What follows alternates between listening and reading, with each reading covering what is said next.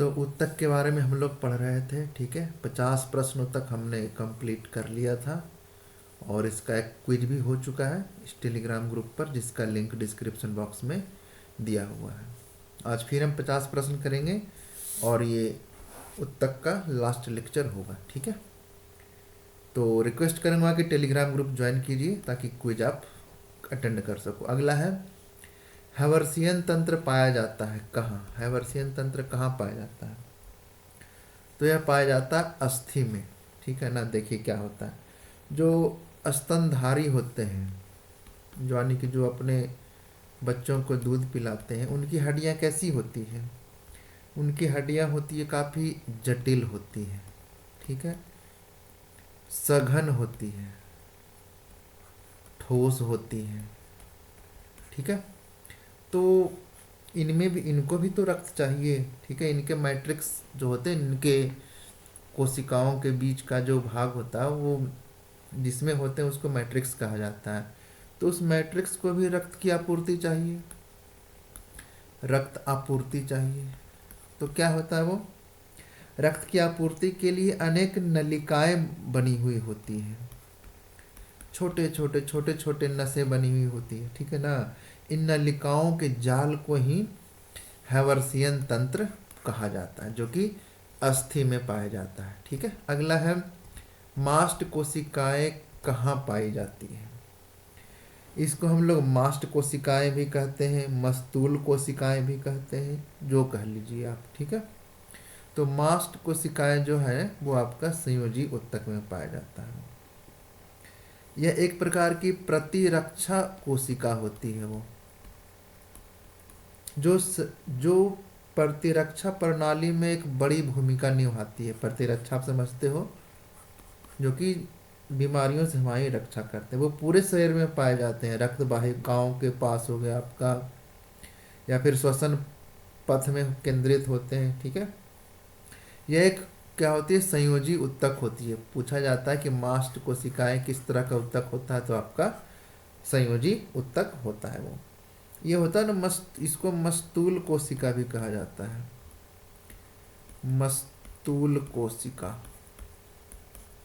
इसका जो काम होता है ना, कई तरह से जो हमारे रक्त में बेसोफिल होते हैं ना, बेसोफिल क्या होता है आपका, वाइट ब्लड सेल का एक पार्ट होता है बेसोफिल, जो कि बाहरी आक्रमण से हमारे शरीर को क्या करता है, वो रक्षा करता है।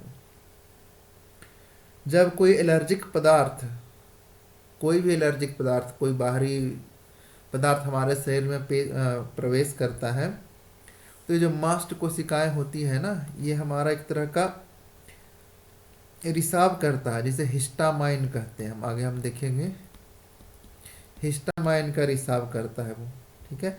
हिस्टामाइन की वजह से रक्त का एक हिस्सा बाहर आता है और सूजन का ही कारण बनता है वो, ठीक है।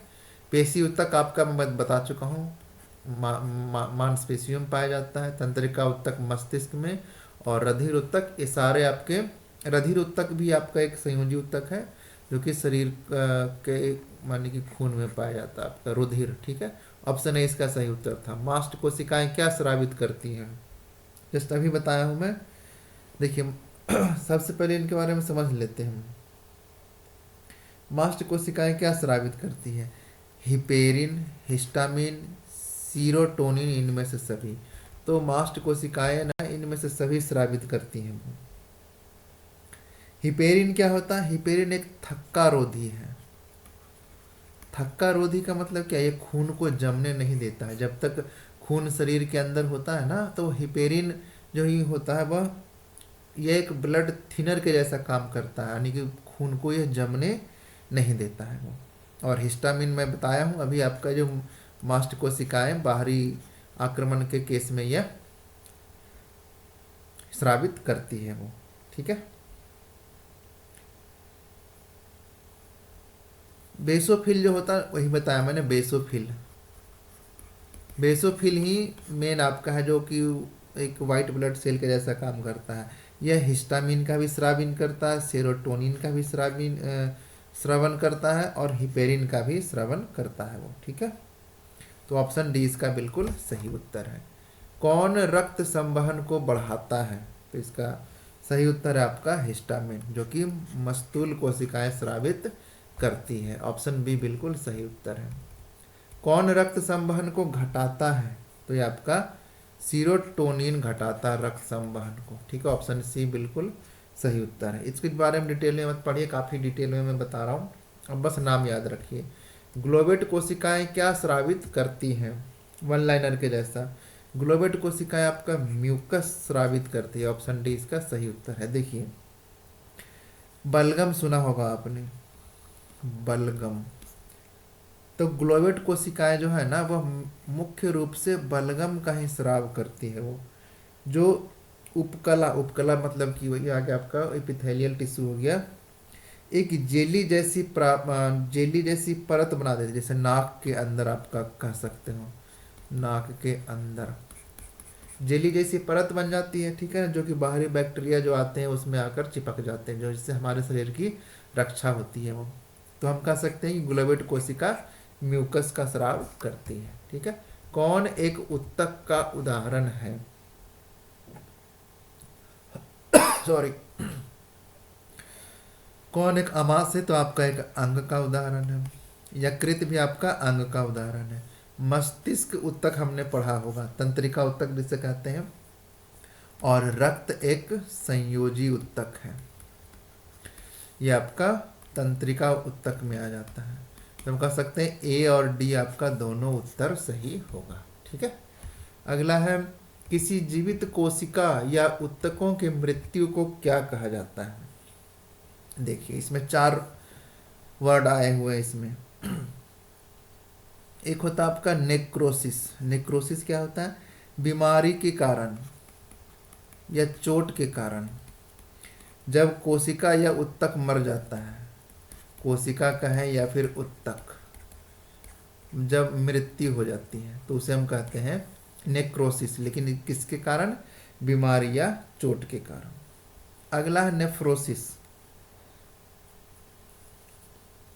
नेफ्रोसिस क्या होता है? नेफ्रॉन सुना होगा आपने। नेफ्रॉन कहाँ पाया जाता है? नेफ्रॉन सुना होगा आपने। नेफ्रॉन यह पाया जाता है आपका गुर्दा में। गुर्दा जिसको हम क्या कहते हैं? किडनी। किडनी संबंधी जब बीमारी होती है ना, तो यह गुर्दे को प्रभावित करता है, वो उसको हम कहते हैं आपका नेफ्रोसिस कहते हैं। न्यूट्रोफिलिया क्या होता है आपका? न्यूट्रोफिल आपने सुना होगा, न्यूट्रोफिल। यह आपका सफ़ेद रक्त कोशिका में होता है, वाइट ब्लड सेल में। जब यह बहुत अधिक बढ़ जाता है ना, काफ़ी ज़्यादा बढ़ जाता है, तो उसे हम लोग न्यूट्रोफिलिया कहा जाता है। और नियोप्लेसिया क्या होता है आपका? वो नियोप्लेसिया होता है कोशिका या फिर उत्तकों का अनियंत्रित वृद्धि। ठीक है, काफ़ी डिटेल में बता दिया हूँ। तो जीवित कोशिका या उत्तकों की मृत्यु कहलाता आपका नेक्रोसिस। ऑप्शन ए इसका बिल्कुल सही उत्तर है। परीक्षण के लिए कोशिकाओं या उत्तकों को शरीर से अलग करना क्या कहलाता है? फिर 4 वर्ड यहाँ पर आए। आपने कभी ना कभी आपने ये सुना ही होगा, जैसे बोलते हैं कि बायोप्सी कराओ। इसका बायोप्सी क्या होता है? बायोप्सी क्या होता है कि बीमारी की जांच के लिए कई बार कोशिकाओं का नमूना हम लेते हैं।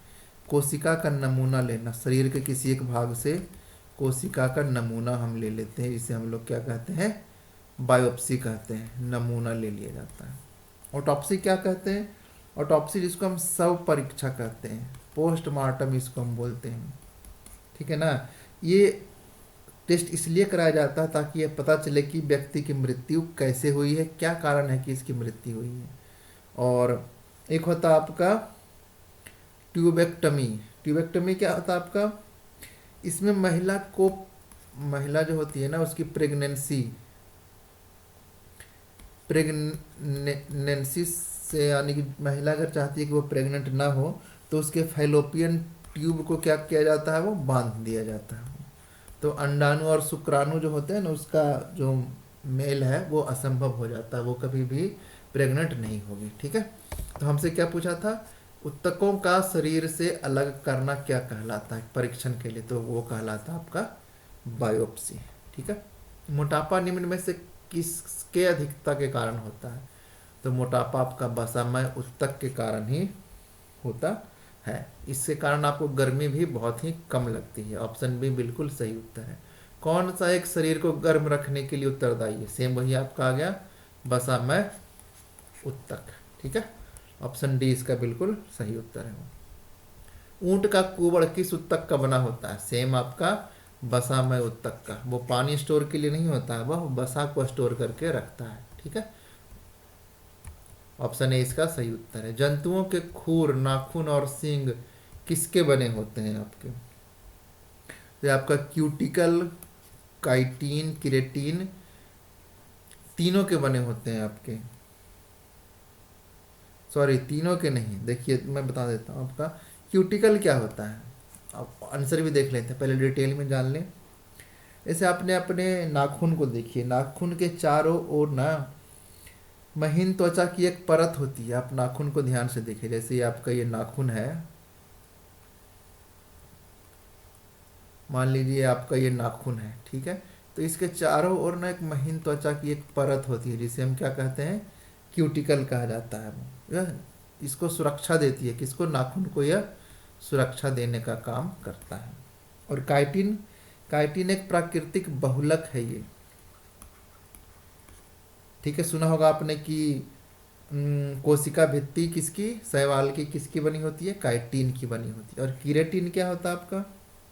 किरेटिन से आपका खुर, नाखून और सींग बने होते हैं। तो ये आपका किरेटिन बिल्कुल सही उत्तर है। एक कोशिका में डीएनए है, ये तो सिंपल प्रश्न है, केमिस्ट्री का भी बन जाता है, ये बायोलॉजी का भी। कार्बोक्सिलिक अम्ल हो जाएगा वो। ठीक है, अगला, इनमें से कौन कोशिका एंटीबॉडी बनाती है? इसका सही उत्तर है आपका लिम्फोसाइट। लिम्फोसाइट ही होता है जो कि ब्लड को अलग अलग करता है वो।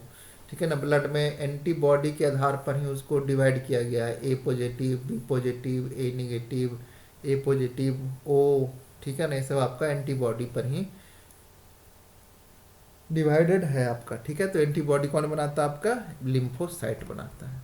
हाइपरप्लासिया क्या है? अच्छा, इसके बारे में थोड़ा सा डिटेल में जान लेते हैं। ये इसिनोफिल क्या होता है? देखिए आप, ये इसिनोफिल है, मोनोसाइट है, बेसोफिल है और लिम्फोसाइट है वो। श्वेत रक्त कोशिका का ही है ये सारा पार्ट। इसका मुख्य काम क्या है? इसिनोफिल, वैसे तो जो व्हाइट ब्लड सेल है ना, उसका मुख्य काम ही है जीवाणुओं को, बैक्टीरिया को जो बाहरी आक्रमण करके हमारे शरीर के अंदर आते हैं, उससे रक्षा करना वो। ठीक है, वायरस या संक्रमण से लड़ना,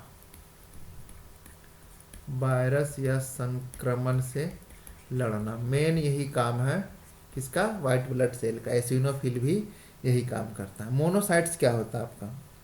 मोनोसाइट्स ये भी एक श्वेत रक्त कोशिका का एक प्रकार है। ठीक है, मोनोसाइट्स क्या करता है? कोशिका, बैक्टीरिया, कवक और वायरस से लड़ने में सहायता करता है वो। अगर मोनोसाइट्स की कमी हो जाती है ना, तो इसे हमको क्या कहते हैं? मोनोसाइटोपिया कहा जाता है। मोनोसाइटोपिया, अगर कमी हो गई तो। बेसोफिल क्या होता है आपका? यह भी WBC का एक प्रकार है। ठीक है, यह सूजन संबंधी समस्याओं से शरीर को सुरक्षित रखता है वो। सूजन संबंधित समस्या जो होती है ना, उससे शरीर को क्या करता है? वो सुरक्षित करता है, एक तरह से शरीर की यह रक्षा ही कर रहा है वो। लिम्फोसाइट, यह भी WBC का एक प्रकार है, जो कि न्यूट्रोफिल की अपेक्षा कम होती है। यह कोशिकाओं को वायरल संक्रमण, मेन काम आपका क्या है? संक्रमण से बचाना ही है। ठीक है, अगला, हाइपरप्लासिया क्या है? हाइपरप्लासिया क्या आपका? कोशिकाओं की संख्या में असामान्य वृद्धि आपका हाइपरप्लासिया कहलाता है।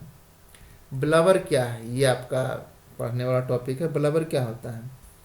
ब्लबर होता है वसा का एक मोटा सा परत होता है, वसा की एक मोटी परत, जिसको हम बोलते हैं ब्लबर। ये आपने देखा होगा, कभी सुना भी होगा कि वेल या फिर जो बड़े बड़े ठंडे स्तनधारी जो होते हैं ना, उनको ठंडे पानी में यह गर्म रखती है। वेल हो गया, फिर तैरने वाले जो बड़े बड़े जीव होते हैं वो। तो ब्लबर किसके बने होते हैं? आपके एडिपोज उत्तक के, एडिपोज जहां भी आ जाए तो समझ लीजिए बसा से ये संबंधित है। ठीक है, अगला है आपका कौन सबसे छोटी जीवित कोशिका है। जीवाणु को हम लोग बैक्टीरिया कहा जाता है, वो यह एक कोशिकीय होता है। ठीक है, एक कोशिकीय होता है जीवाणु। यह अकेंद्रित, इसमें न्यूक्लियस नहीं होता है। ठीक है, भित्ति, कोशिका भित्ति इसमें होती है, न्यूक्लियस इसमें नहीं होता है। कोशिका भित्ति जीवाणु में होती है। ठीक है ना, और ये सभी लगभग सभी जगह पाए जाते हैं। वो गोल आकार में पाए जाएंगे, छड़ आकार में इत्यादि में पाए जाते हैं।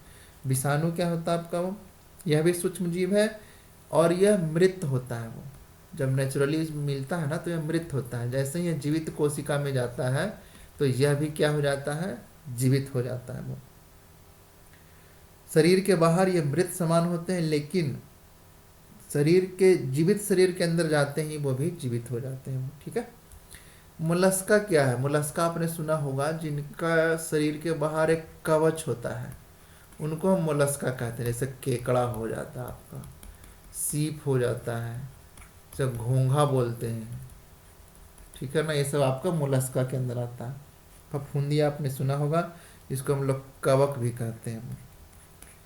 या मशरूम जिसको बोलते हैं, सड़े गले मृत कार्बनिक पदार्थों से अपना यह भोजन प्राप्त करते हैं। सभी जगह यही उपस्थित है जब पृथ्वी का उत्पत्ति हुआ था। ठीक है, तो इसका सही उत्तर आपका सबसे छोटा जीवित जीव है आपका जीवाणु। ठीक है, अगला है ल्यूकेमिया या रक्त का कैंसर किसकी असामान्य वृद्धि है। ब्लड कैंसर बोलते हैं या फिर ल्यूकेमिया, श्वेत रक्त कणिका जो होता है ना उसका बहुत ज़्यादा आने की वृद्धि हो जाता है, जिसको हम लोग क्या बोलते हैं, ल्यूकेमिया। सिंपल से याद रखिए, वाइट ब्लड सेल का असामान्य वृद्धि ही ल्यूकेमिया कहलाता है। ठीक है, वाइट ब्लड सेल। प्लेटलेट्स क्या होता है आपका,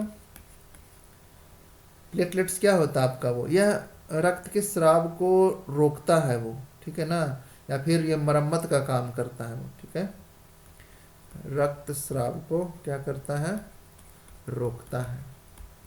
अब थक्का बनाने का काम करता है। जैसे ही ब्लड, जैसे ही आपके शरीर पर कहीं कट लग जाता है तो आपने देखा होगा उसी समय वहां पर एक थक्का जम जाता है, वो कि प्लेटलेट्स के कारण होता है। प्लाज्मा क्या होता है, वो प्लाज्मा में ही ब्लड के पार्टिकल तैरते रहते हैं। आरबीसी हो गया, डब्ल्यूबीसी हो गया, प्लेटलेट्स हो गया। ठीक है ना, ये सभी आपका प्लाज्मा के अंदर ही होता है। श्वेत रक्त कोशिका आपका क्या करता है, संक्रमण से बचाता है। लाल रक्त कोशिका क्या करता है, यह सबसे प्रमुख कोशिका है प्लाज्मा में, सबसे बड़ी संख्या में ये होता है। करीब 40% पूरे खून का यह होता है। वो यह करता क्या है, श्वसन अंगों से ऑक्सीजन लेकर उसे शरीर के विभिन्न विभिन्न कोशिकाओं तक पहुंचाने का इसका काम है। ठीक है, इसमें न्यूक्लियस नहीं होता है, लाइसोसोम भी नहीं होता है। ठीक है, मैंने कई बार बताया है। इसकी औसत आयु लाल रक्त कोशिका की 120 दिन होती है। ठीक है, तो हमारा प्रश्न तो कुछ और ही था, हम कहीं और चले गए। ल्यूकेमिया होता है श्वेत रक्त कोशिका का वृद्धि। ठीक है, ऑप्शन बी बिल्कुल सही उत्तर है। कौन एक रेशेदार प्रोटीन नहीं है, कोलेजन, इलास्टिन आपने सुना होगा, जो कि हमें सुंदरता प्रदान करते हैं। ठीक है, केराटिन, केराटिन से आपका बाल, नाखून ये सब बना हुआ। और एंजाइम भी एक तरह का प्रोटीन ही है, लेकिन यह रेशेदार प्रोटीन नहीं है। तो ऑप्शन इसका डी सही उत्तर है। एंजाइम एक जैविक उत्प्रेरक होता है। ठीक है ना, जो कि रासायनिक अभिक्रिया को उत्तेजित करता है। अगला है मानव शरीर में सबसे अधिक पाया जाने वाला प्रोटीन है कौन सा, तो आपका ये कोलेजन। ठीक है ना, सभी जगह पाया जाता है। आप तभी देखो कि किसी के चेहरे पे चमक हो जाती है, सुंदरता आ जाती है। ठीक है, तो ऑप्शन ए इसका सही उत्तर है। कौन एक संयोजी उत्तक नहीं है, अस्थि जहां आ गया वो संयोजी उत्तक होगा ही। ठीक है, रक्त भी संयोजी उत्तक है, लेकिन हृदय की पेशी एक पेशीय उत्तक है, पेशीय उत्तक।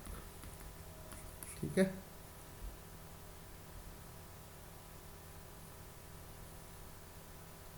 कई बार ऐसा ही प्रश्न मैंने देखा कि हृदय की पेशी सभी उत्तकों से बनी होती है। ठीक है, तो इसका सही उत्तर आपका मेरे ख्याल से हृदय की पेशी ही होगी। यहाँ पर गलत है, ऑप्शन डी इसका सही उत्तर है। संयोजी उत्तक नहीं है। रक्त तो संयोजी उत्तक है ही, आपका अस्थि ये भी आपका संयोजी उत्तक ही है। अगला, जटिल जंतुओं में, सभी जटिल जंतुओं में किस प्रकार के मूल उत्तक पाए जाते हैं? हम लोग जंतु ही हैं, 4 तरह के उत्तक पाए जाते हैं। एपिथेलियल हो जाता आपका, जिसे हम लोग एपिथेलियल, जो कि त्वचा पर पाया जाता है आपका, ठीक है। और क्या पाया जाता है? मस्कुलर, जो कि हमारे मांसपेशियों में पाया जाता है। नर्वस, जो हमारे तंत्रिका तंत्र में पाया जाता है। और एक कौन सा उत्तक मैंने बताया है? न्यूरल हो गया, एपिथेलियल हो गया, और कनेक्टिव, जो कि ब्लड है आपका। यही 4 तरह का पाया जाता है, तो ऑप्शन 4 डी बिल्कुल सही उत्तर है। कौन एक संयोजी उत्तक नहीं है? रुधिर है, अस्थि है, उपास्थि है, त्वचा एपिथेलियल उत्तक में आ जाता है, जिसे हम लोग क्या कहते हैं? उपकला उत्तक भी कहते हैं। ऑप्शन सी बिल्कुल सही उत्तर है। मानव शरीर में सबसे अधिक पाए जाने वाला उत्तक है, वही आपका हो जाएगा संयोजी उत्तक हो जाएगा, जो कि हमारे शरीर को एक जगह से दूसरी जगह तक जोड़ता है। ब्लड भी इसी में आ जाता है। सबसे कठोर उत्तक है, सिंपल सा पता चल जाएगा आपको, अस्थि सबसे कठोर होता है वो। ये देखो मैंने बताया था टेंडन के बारे में आपको, टेंडन और लिंगामेंट, दोबारा बता देता हूँ मैं। क्या होता है? एक स्नायु होता है और एक होता है आपका कंडरा। ये कई बार एग्जाम में पूछा जाता है। स्नायु को लिंगामेंट कहा जाता है और कंडरा को क्या कहा जाता है? आपका टेंडन। ये आपका टेंडन ऑप्शन डी में आया हुआ है। स्नायु क्या करता है आपका? यह बोन को बोन से जोड़ता है, हड्डियों को हड्डियों से जोड़ता है। और कंडरा क्या करता है आपका? वो अस्थियों से मांसपेशियों को जोड़ता है, ठीक है ना। अस्थियों को मांसपेशियों से, मसल को बोन से जोड़ता है, ठीक है। तो टेंडन आपका कंडरा ही है। लेकिन सबसे कठोरतम उत्तक पूछा तो आपका अस्थि, ऑप्शन ए सही उत्तर होगा। सबसे मुलायम उत्तक कौन सा है? आपका यही हो जाएगा उपास्थि, जो कान में नाक में पाया जाता है। सॉरी, सबसे मुलायम उत्तक पूछा है, सबसे मुलायम आपका खूनी हो जाएगा। ऑप्शन सी बिल्कुल सही उत्तर है। अगला है आपका, कौन कंकाल उत्तक का उदाहरण है? सिंपल यहां पर दिख रहा है आपको, तंत्रिका उत्तक नहीं, तंत्रिका उत्तक में आपके न्यूरॉन्स आ जाते हैं। उपास्थि होगा आपका, जो कि कंकाल उत्तक का उदाहरण। उपास्थि क्या होता है? जिसको हम बोलते हैं कार्टिलेज। ये आपका कंकाल उत्तक का उदाहरण है। स्नायु अभी मैंने बताया, रुधिर कनेक्टिव टिश्यू है। तंत्रिका उत्तक आपका नर्वस, आपका तंत्रिका उत्तक में आ जाता है, ठीक है। तो ऑप्शन बी इसका सही उत्तर है। निम्न में से कौन श्वेत उत्तक है? श्वेत उत्तक मतलब कि वाइट टिश्यू कौन सा आपका हो जाएगा? जो हड्डियों के बीच में पाया जाता है। जो हड्डियों के बीच में कौन पाया जाता है? आपका लिंगामेंट। लिंगामेंट क्या करता है? आपका हड्डियों से हड्डियों को जोड़ता है। एक हड्डी आपकी ये आ गई, ठीक है ना, और दूसरी हड्डी ये आ गई आपकी, तो दोनों को जो जोड़ेगा ना बीच में, वही आपका लिंगामेंट होगा। वाइट टिश्यू कहते हैं उसे हम, ठीक है। और टेंडन तो आपका अस्थियों, मांसपेशियों को अस्थियों से जोड़ता है। ऑप्शन ए इसका सही उत्तर है। श्वेत उत्तक आपका टेंडन ही है। एक मिनट, इसको दोबारा समझते हैं। सब श्वेत उत्तक, टेंडन क्या करता है और लिंगामेंट क्या करता है? टेंडन क्या करता है? आपका मसल को बोन से जोड़ता है। और लिंगामेंट क्या करता है? बोन को बोन से जोड़ता है आपका, ठीक है। तो श्वेत उत्तक आपका मसल से बोन वाला हो जाएगा। ऑप्शन ए बिल्कुल सही उत्तर होगा। वो कौन सा पीला रेशेदार उत्तक है? पीला रेशेदार उत्तक मतलब समझिए आप, ऑप्शन बी लिंगामेंट ही आपका पीला रेशेदार उत्तक हो जाएगा। लिंगामेंट क्या करता है? बोन को बोन से जोड़ता है। और टेंडन क्या करता है? मसल को बोन से जोड़ता है। तो पीला रेशेदार उत्तक आपका लिंगामेंट ही होगा, जो कि बोन को बोन से जोड़ता है। और टेंडन ये आपका वाइट टिश्यू हो जाता है ये, ठीक है ना। श्वेत उत्तक आपका हो गया टेंडन, और लिंगामेंट आपका पीला रेशेदार उत्तक हो जाता है। ऑप्शन बी बिल्कुल सही उत्तर है, ठीक है। याद रखिएगा, पीला ला गया तो ला से लिंगामेंट हो जाएगा वो, ठीक है। ठीक है, श्वेत आ गया, त आ गया तो त से ट टेंडन आपका व्हाइट टिश्यू हो जाएगा। वो याद रखने का तरीका बस ये बताया मैं, बाकी आपकी मर्जी है। अस्थियों से संबंधित कोशिका है, अस्थियों से संबंधित ये तीनों कोशिकाएं हैं। ऑस्टियोब्लास्ट क्या करता है वो, और ऑस्टियोसाइट क्या करता है, ऑस्टियोक्लास्ट क्या करता है, ये तीनों आपका हड्डियों से संबंधित है। ऑस्टियोब्लास्ट क्या होता है आपका, ये घनाकार कोशिका होता है वो, जो हड्डियों की सतह पर स्थित होता है वो, और यह हड्डी का क्या करता है, निर्माण करता है। ऑस्टियोसाइट क्या करता है वो, यह हड्डियों का एक मैट्रिक्स स्तर के जैसा होता है, जो कि खनिज खनिज समझते हैं ना, खनिज जमाव या फिर रसायन विज्ञान को नियंत्रित करते हैं। हड्डियों में कितना खनिज होना चाहिए, नहीं होना चाहिए, ऑस्टियोसाइट डिसाइड करता है। और ऑस्टियोक्लास्ट क्या करता है, यह हड्डियों का क्या करता है, वो तोड़ता है, हड्डियों को तोड़ता है, खत्म करता है वो, ठीक है। एक निर्माण करता है, एक उसका पोषण करता है, और एक क्या करता है, उसको तोड़ता है। तो हड्डियां इन तीनों से संबंधित है, ठीक है। ऑस्टियोब्लास्ट, ऑस्टियोसाइट और ऑस्टियोक्लास्ट। अस्थियों के अध्ययन को क्या कहा जाता है, सिंपल है, ऑस्टियोलॉजी। ऑप्शन बी बिल्कुल सही उत्तर है। एक है आपका ओसिफिकेशन, हड्डी बनने की प्रक्रिया जो है ना, वो आपका ओसिफिकेशन कहला जाता है। हड्डी बनने की क्रिया ओसिफिकेशन कहलाता है, ठीक है। और ऑस्टियोलॉजी हड्डियों का अध्ययन, ऑन्कोलॉजी कैंसर का अध्ययन कहलाता है, ऑन्कोलॉजी, ठीक है, मैं बता चुका हूं पहले ही।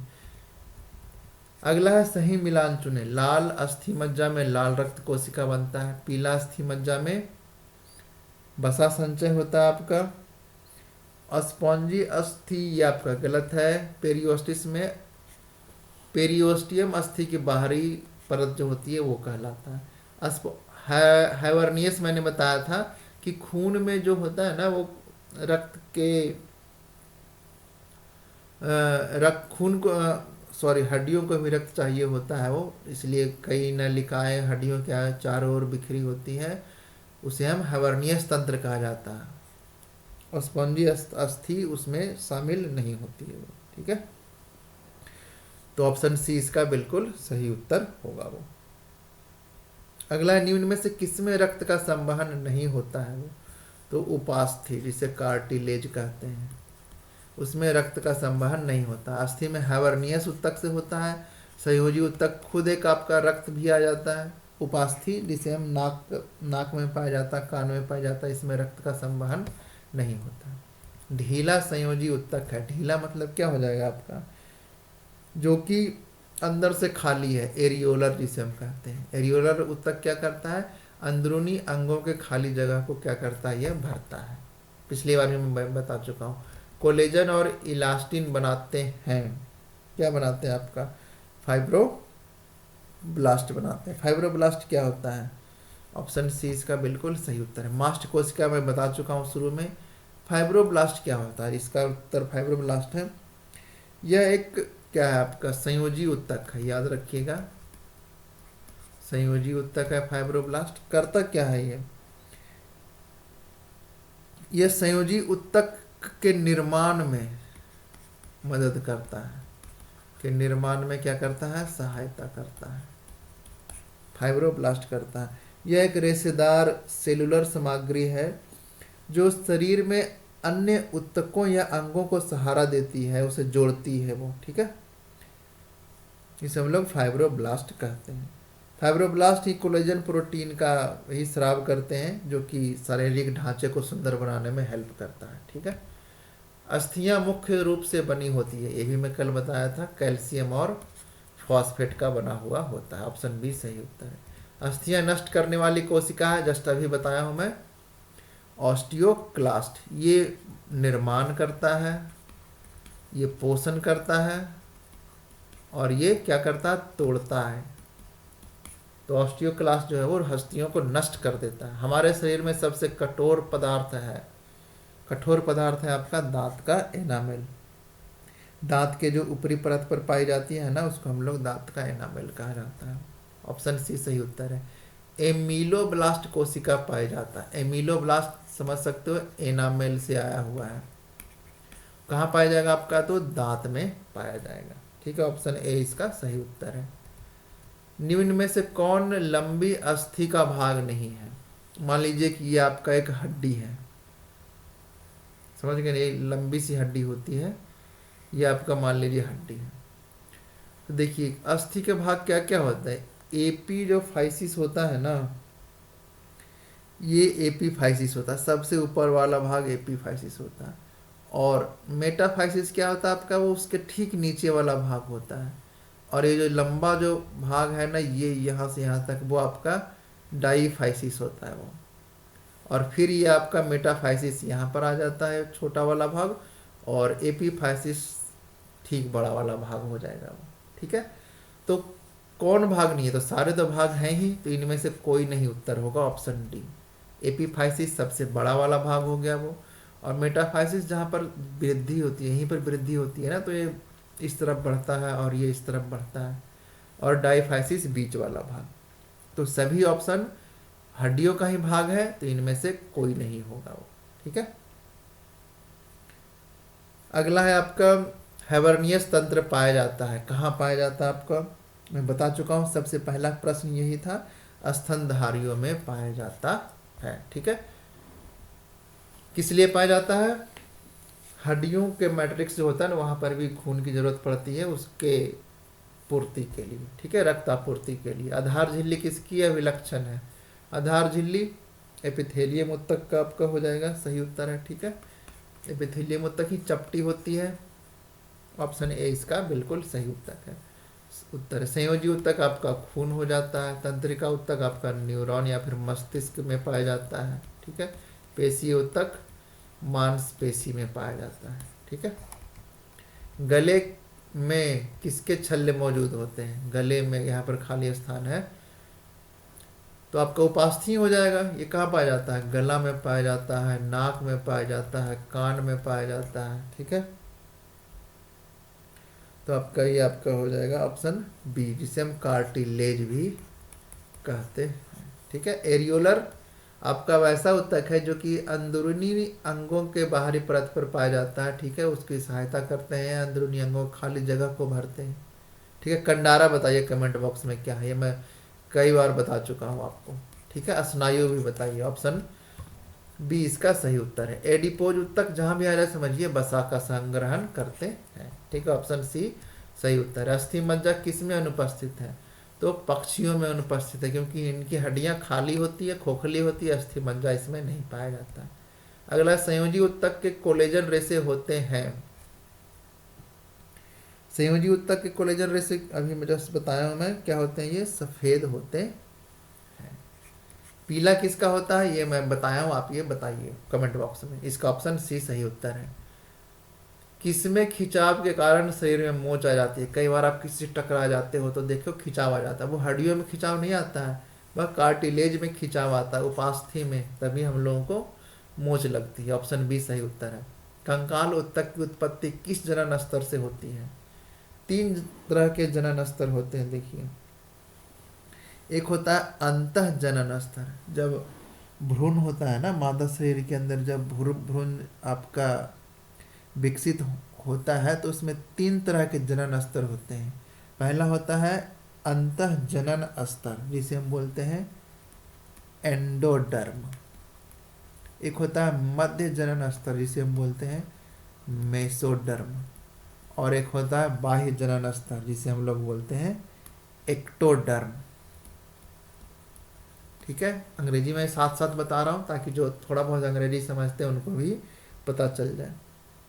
पहला देखिए अंतः जनन स्तर, एंडोडर्म क्या होता है आपका, वो यह आंतरिक संरचनाओं और अंगों को बनाने वाले ऊतकों को जन्म देती है। किस तरह के ऊतकों को यह जन्म देती है, आंतरिक संरचना बनाने वाले ऊतकों को।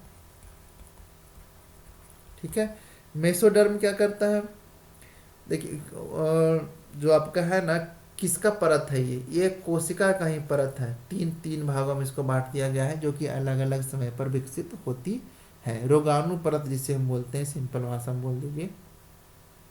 मेसोडर्म होता है, मध्य का परत होता है वो। यह एक्टोडर्म और एंडोडर्म के बीच में होता है, एक्टोडर्म और एंडोडर्म के बीच में होता है।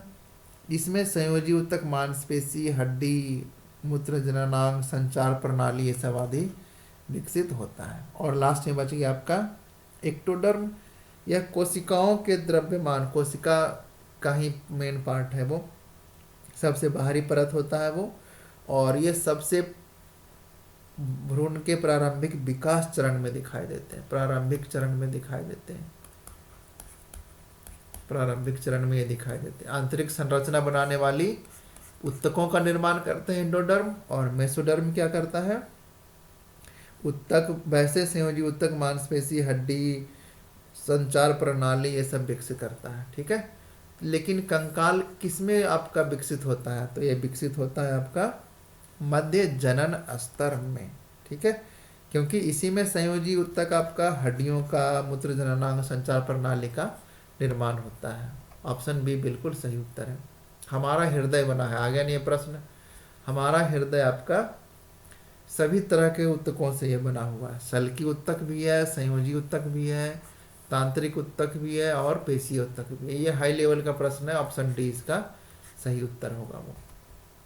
ठीक है, तो ये था हमारा ऊतक का पूरा लेक्चर आप खत्म हो गया।